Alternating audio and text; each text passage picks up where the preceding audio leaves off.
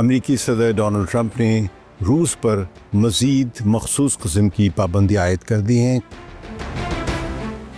دنیا بھر کی نظریں ایک بار پھر واشنگٹن اور ماسکو کی جانب اٹھ گئی ہیں۔ نتیجہ یہ ہے کہ معاملات سنگین ہو سکتے ہیں۔ لوک آئل کے رومانیہ میں تیل کے ایک ذخیرے پر دھماکے بھی ہوئے ہیں، یعنی پابندیوں کے ساتھ ساتھ تخریب کاری بھی کی جا رہی ہے۔ ٹرمپ کا مقصد یہ تاثر دینا ہے کہ وہ نہ صرف امن چاہتے ہیں بلکہ روس کو بھی جھکنے پر مجبور کر سکتے ہیں۔ اب سوال یہ ہے کہ اس تمام تر سیاسی کھیل میں کون جیت سکتا ہے، یہ جیت رہا ہے۔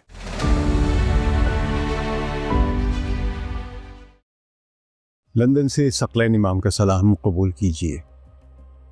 گزشتہ روز یعنی 22 اکتوبر کو امریکی صدر ڈونلڈ ٹرمپ نے روس پر مزید مخصوص قسم کی پابندی عائد کر دی ہیں۔ کچھ آئل ریفائنریز کی اور کچھ آئل کمپنیز جو ہیں ان کی ایکسپورٹس پر مکمل طور پر پابندی عائد کر دی گئی ہے، یعنی ایک لحاظ سے جنگ بڑھ رہی ہے۔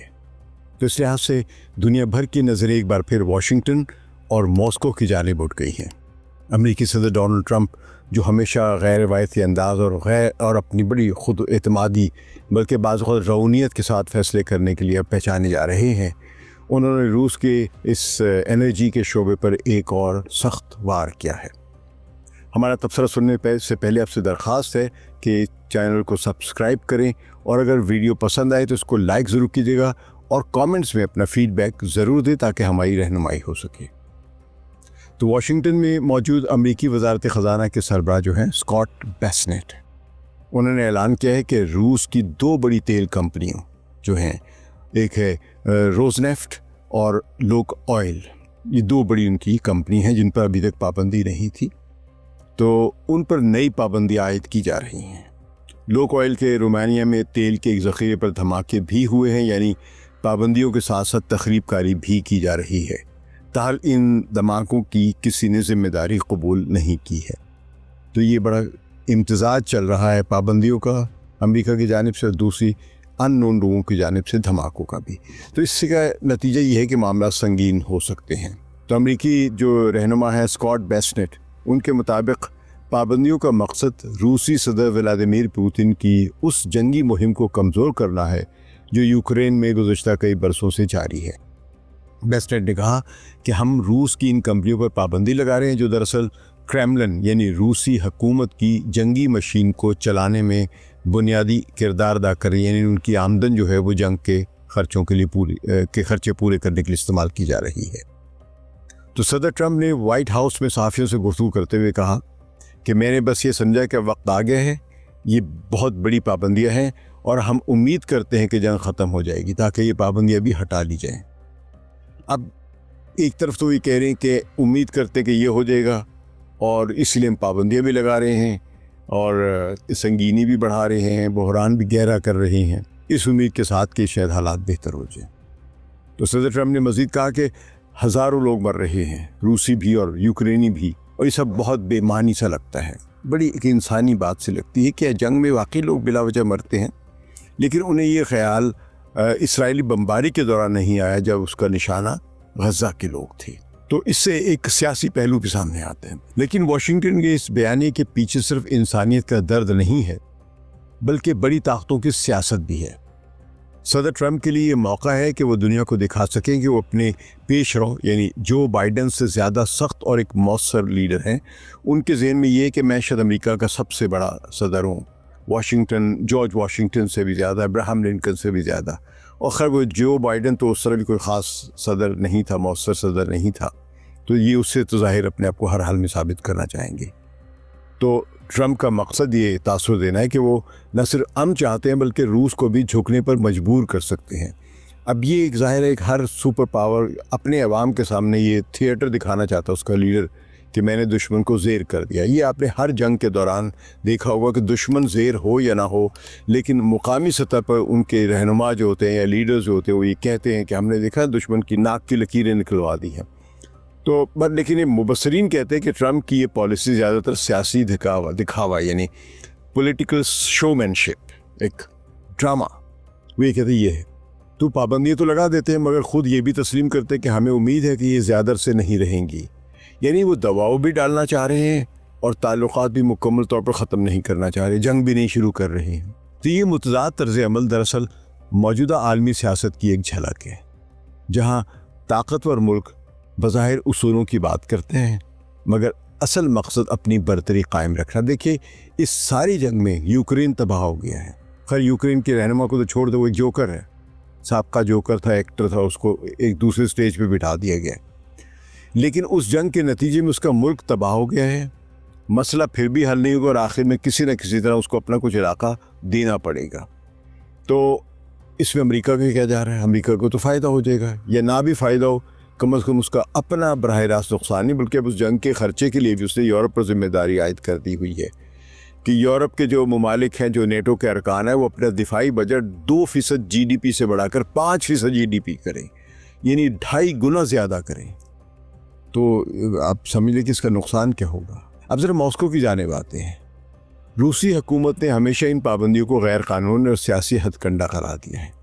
روس کا موقف ہے کہ مغرب، خاص طور پر امریکہ، روس کو عالمی جو انرجی مارکیٹ ہے اس سے باہر نکالنا چاہتا ہے تاکہ خود تیل کی اور گیس کی فراہمی میں ایک سینٹرل رول اپنا لے، کہ ساری دنیا جو ہے وہ یا تو کہیں ادھر ادھر سے لے تیل، اور اگر کہیں اور سے نہیں مل رہا ہے، یعنی کہ ظاہر روس ایک بہت بڑا سپلائر تھا یورپ میں خاص طور پہ، تو وہی چاہتے کہ روس کی جگہ امریکہ کا تیل یا پورا یورپ خریدے یا باقی ملک بھی خریدے جن کو ضرورت ہے۔ ظاہر ہے روس کا تیل یورپ کے لیے بہت سستا تھا، آج کی قیمت سے کم از کم سمجھے کہ 60% سستا تھا، اور وہ چاہتے ہیں کہ آج کی قیمت پر وہ امریکہ کا تیل بیچے آ کے یورپ کو۔ تو روس کا کہنا ہے کہ مغربی پابندی دراصل ایک معاشی جنگ ہے جو صرف یوکرین کی وجہ سے نہیں بلکہ اس لیے بھی لگائی جا رہی ہیں کہ روس دنیا کے طاقت کے توازن میں ایک آزاد اور خود مختار کردار ادا کر رہا ہے یا کرنا شروع کر رہا ہے، یہ جس کا خوف ہے۔ تو روس کی وزیر خارجہ سرگئی لاوروف نے ایک حالیہ بیان میں کہا ہے کہ امریکہ کو یہ برداشت نہیں کہ کوئی ملک اس کی مرضی کے بغیر فیصلے کرے۔ یہ پابندیاں دراصل روس کی آزادی پر حملہ ہے۔ اچھا، روس کی وزارت خزانہ کے مطابق ان پابندیوں کا وقتی اثر تو ہوگا یا ہوتا ہے، مگر روسی معیشت اب مغرب پر انحصار کم کر چکی ہے۔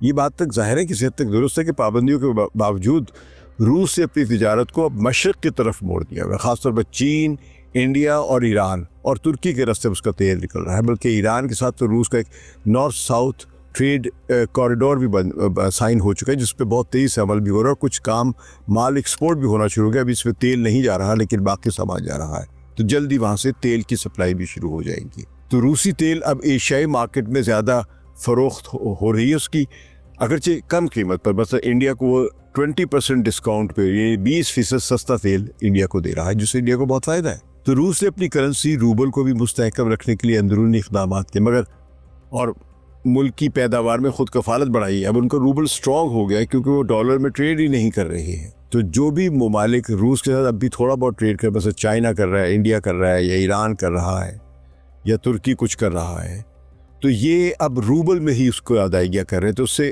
روبل کی ڈیمانڈ بڑھ گئی ہوئی مارکیٹ میں۔ تو دوسری طرف یورپ جو کبھی روسی گیس پر انحصار کرتا تھا، اور خاص طور پہ جرمنی، اب خود بھی یہ مشکلات میں ہے۔ یورپی ممالک کو جو انرجی ہے، گیس، تیل وغیرہ، اس کے متبادل جو ذرائع ڈھونڈنے پڑ رہے ہیں، جس سے بجلی اور گیس کی قیمتیں بڑھ گئی ہیں، بہت زیادہ بڑھ گئی ہیں، اور مہنگائی میں اضافہ ہوا ہے، اور عوامی سطح پر حکومتوں پر دباؤ بڑھ رہا ہے، کچھ کرو۔ تو یوں ان پابندیوں نے صرف روس کو ہی متاثر نہیں کیا بلکہ خود یورپ کو بھی بہت زیادہ متاثر کیا ہوا ہے۔ اگر مجموعی طور پر دیکھا جائے تو مغربی دنیا کے اقدامات نے روس کی معیشت کو کمزور تو کیا ہے، ظاہر جنگ ہے، مگر اس کی معیشت کو توڑ نہیں سکے، بریک نہیں کر سکے ہیں۔ روس اب بھی اپنی جنگ جاری رکھے ہوئے اور اپنے اخراجات خود پورے کر رہا ہے، کسی سے قرضے نہیں لے رہا ہے اس جنگ کے، اپنے اتحادیوں کے ساتھ نئے تجارتی راستے بنا رہا ہے، اور عالمی طاقت کے کھیل میں اپنی جگہ برقرار رکھنے کی کوشش کر رہا ہے، جس پہ وہ ناکام نہیں ہے۔ ہم یہ نہیں کہہ سکتے کہ روس بہت کامیاب ہے، لیکن اس کو آپ ڈیفیٹ بھی نہیں دے سکے مغرب والے یا امریکہ۔ دوسری جانب امریکہ، خاص طور پر صدر ٹرمپ، یہ دکھانا چاہتے ہیں کہ واشنگٹن اب بھی عالمی طاقتوں کا مرکز ہے، سپر پاور ہے، مگر ٹرمپ کی پالیسیوں میں ایک خاص تضاد ہے۔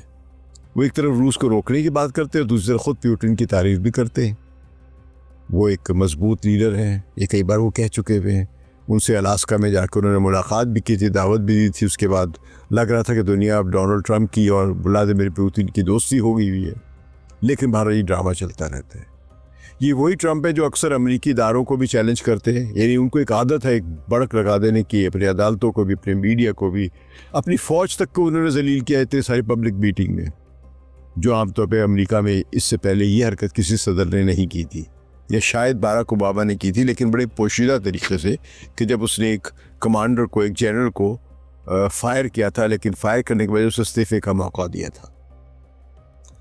تو امریکہ میں اب یہ لوگوں کا ماننا ہے کہ امریکہ صرف وہاں مداخلت کرے جہاں اس کا مفاد ہو.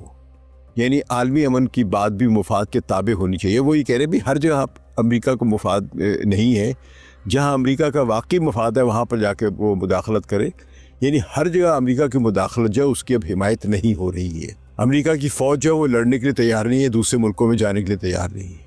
اس لیے بعض ماہرین کہتے ہیں کہ یہ معاملہ صرف روس اور یوکرین کی جنگ کا نہیں، بلکہ بیلنس آف پاور، یعنی طاقت کے توازن کا ہے. ایک طرف امریکہ اور اس کے اتحادی مغربی نظام کو برقرار رکھنا چاہتے ہیں، یعنی وہی سپر پاور اور نیٹو کی جو طاقت ہے، اور دوسری طرف روس اور چین اور اس کے ساتھ ایران، ان جیسے ممالک نئے عالمی نظام کی ایک کہہ لیں کہ تشکیل کر رہے ہیں، ایک ملٹی پولر ورلڈ کی تشکیل دے رہے ہیں، جس میں شاید کسی موقع پہ انڈیا بھی آ جائے.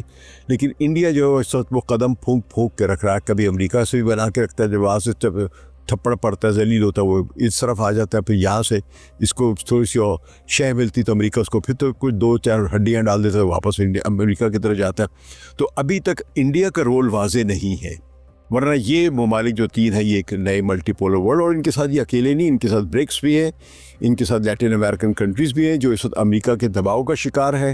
ان کے ساتھ افریقہ کے بہت سارے ممالک ہیں جو مغربی استحصالی طاقتوں کی ان جو کمپنی ہیں ان کے بھی ان استحصال کا شکار ہے. تو یہ سب چاہ رہے کہ ایک ملٹی پولر ورلڈ بنے، یعنی کیسے دنیا جہاں طاقت صرف امریکہ کے پاس نہ رہے یا مغرب کے پاس رہے، بلکہ اور گروہوں کے بھی پاس ہو.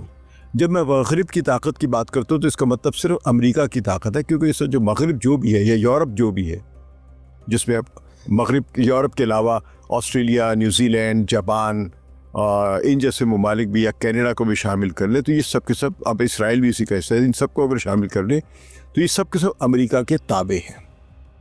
تو اس لیے امریکہ ایک اپنی کہہ لیں کہ مونوپلی رکھنا چاہتا ہے، یعنی ایک ون پاور ہے وہ اس وقت، اور جبکہ باقی قوتیں کوشش کر رہی کہ ایک ملٹی پولر ورلڈ بنے، تاکہ لوگ آپس میں لڑائی لڑے بغیر ایک طاقتور ملک جو اپنی فوجی طاقت کی وجہ سے دوسرے ملکوں کو زیر نہ کر پائے.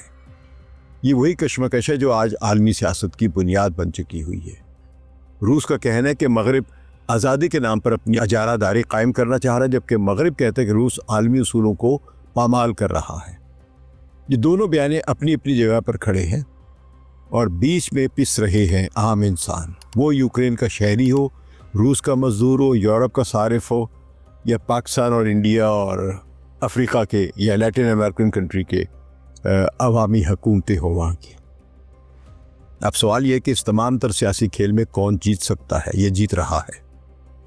اگر ہم صرف الفاظ میں دیکھیں تو امریکہ اور صدر ٹرمپ شاید کامیاب نظر آتے ہیں، کیونکہ وہ دنیا کو دکھا رہے ہیں کہ وہ قدم اٹھا رہے ہیں، قیادت کر رہے ہیں، اور ہم کی بات کر رہے ہیں، جنگیں بھی بند کرا رہے ہیں. مگر اگر اس زمینی حقائق پہ جا کر دیکھیں تو روس اب بھی میدان میں موجود ہے، چین اب بھی اپنی جگہ پر مستحکم ہے، ایران کو ابھی تک یہ لوگ زیر نہیں کر سکے ہیں، اور ایران کی معیشت جس پر سخت ترین پابندیاں ہیں وہ ابھی تک سانس لے رہی ہے، اور روس ابھی بھی نہ صرف سانس لے رہا ہے بلکہ مدد بھی دے رہا ہے دوسروں کو. تو ظاہر ہے اس کا عالمی اثر و رسوخ کم ہونے کے بجائے نئے محاذوں پر بڑھ رہا ہے، اور خاص طور پہ جو ملٹی پولر ورلڈ کے جو چیمپئن ہیں ان کا اثر و رسوخ بڑھتا چلا جا رہا ہے. تو یوں کہا جا سکتا ہے کہ امریکہ اپنی طاقت کا مظاہرہ کر رہا ہے، لیکن روس اپنی برداشت اور مزاحمت، یعنی جس کو اسٹریٹجک پیشنس کہتے ہیں، اس کی وجہ سے وہ اب بھی کامیابی اس کی ہوتی ہوئی نظر آ رہی ہے. اور دونوں کے درمیان کہیں پرامن دنیا کی وہ امید جو کبھی اقوام متحدہ یا عالمی انصاف کی عدالتیں یا انسانی ہمدردی کے نعروں سے وابستہ تھی، اب صرف بیانات تک محدود رہ گئی. یعنی اقوام متحدہ کا وہ کردار نہیں نظر آ رہا ہے جو پہلے تھا. اس میں اقوام متحدہ کا قصور نہیں ہے، اس میں امریکہ اور مغرب کا قصور ہے، کیونکہ یہ اقوام متحدہ جب تک ان کے مفادات کی ترجمانی کرتی رہی، ان کے مفادات کی حفاظت کرتی رہی، وہ قبول کرتے. جب اقوام متحدہ نے اصولوں کی بات کی تو انہوں نے اقوام متحدہ کو بھی کمزور کرنا شروع کر دیا. اگر اقوام متحدہ یہ کہتا ہے کہ نسل کشی ہو رہی ہے غزہ میں، تو یہ حقیقت ہے. عالمی عدالت انصاف جو ہے یا انٹرنیشنل کرمنل کورٹ جو ہے، یہ سب مانتے ہیں اس بات کو، اور جو عالمی اسکالرز ہیں وہ بھی مانتے ہیں اس بات کو کہ وہاں نسل کشی ہو رہی ہے. لیکن اس قسم کی باتیں کرنے والے جو ہے یہ مغرب کو اور امریکہ کو پسند نہیں ہیں. آخر کار جو بھی روس اور امریکہ کے درمیان اور اس کہانی کا سب سے افسوسناک پہلو یہی ہے کہ پابندیاں، سیاست اور طاقت کی یہ جنگ دراصل انسانیت کے خلاف ایک جنگ بن چکی ہوئی ہے. اور شاید اسی لیے آج کی دنیا میں سب سے زیادہ کمزور چیز امن ہے، جو طاقتوروں کے مفادات کے شور میں کہیں کھو چکا ہے. ہمارا یہ تبصرہ آپ کو کیسے لگا ہے؟ کامنٹ میں آ کے فیڈ بیک ضرور دیجیے گا. بہت شکریہ. ثقلین امام کو اجازت دیجیے. خدا حافظ.